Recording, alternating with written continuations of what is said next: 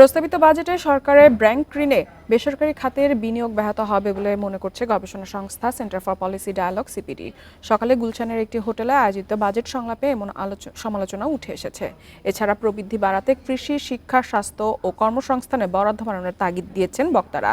আর বাজেটের নানা দিক তুলে ধরে সাবেক পরিকল্পনা মন্ত্রী এম এ মান্নান বলেছেন, কৃষি ভর্তুকির অধিকাংশই বরাদ্দ যাচ্ছে ধনী কৃষকের পেটে। এখন জন্ম সনদ দিয়ে খোলো বিকাশ স্টুডেন্ট অ্যাকাউন্ট। নিজের বিকাশ নিজে কর। প্রস্তাবিত বাজেটে দেশের উন্নয়নে শ্রম দেয়া মানুষ কতটা গুরুত্ব পাচ্ছে এ নিয়ে বাজেট সংলাপ আয়োজন করে সিপিডি। এ সময় বিশিষ্টজনরা বাজেটের নানা অসঙ্গতি তুলে ধরেন। দাবি ওঠে শ্রমিকদের রেশনিংয়ের আওতায় আনতেও। আর সাবেক তত্ত্বাবধায়ক সরকারের উপদেষ্টা হোসেন জিল্লুর রহমান বলেন, এক দশকের উন্নয়ন কৌশলে শ্রমখাত উপেক্ষিত। এছাড়া শিক্ষার উপবৃত্তি নির্ধারণে মূল্যস্ফীতিকে বিবেচনায় আনা হয়নি। শিক্ষার মান উন্নয়নেও কোনো বরাদ্দ নেই বাজেটে, এমন মত আলোচকদের। কর্মসংস্থানের উপর ফোকাসটা কোথায় আসলে বাজেট, এবং এই বাজেট নয়, আমি সার্বিকভাবে বলবো যে গত এক দশক বা দেড় দশক ধরে যে উন্নয়ন কৌশল চলছে সেখানে কর্মসংস্থানটা ওইভাবে গুরুত্ব পাচ্ছে। আইএমএফের প্রেসক্রিপশনের বাজেট দেশের অর্থনীতিকে হুমকির মুখে ফেলবে বলেও মনে করেন তারা। 22 লক্ষ শ্রমশক্তি আসে বাজারে, তার মধ্যে 13 লক্ষকে বিদেশে পাঠিয়ে দিই। তার মানে একটা যৌবন রপ্তানি করছি, এরপর ওদেরকে বৃদ্ধ করে ফিরে নিয়ে আসবে। এখানে সক্ষমতার প্রশ্ন আছে।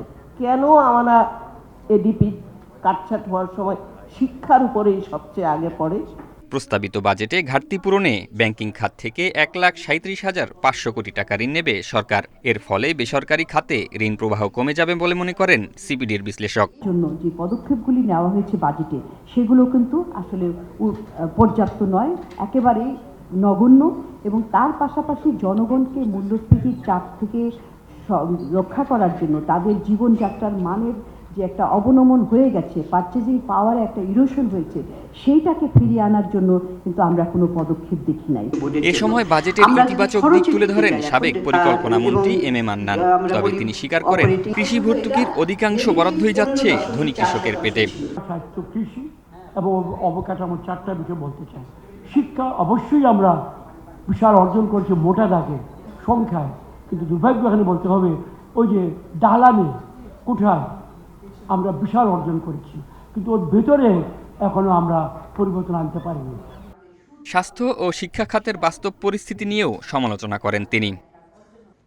জাহিদুল ইসলাম, ইন্ডিপেন্ডেন্ট নিউজ, ঢাকা।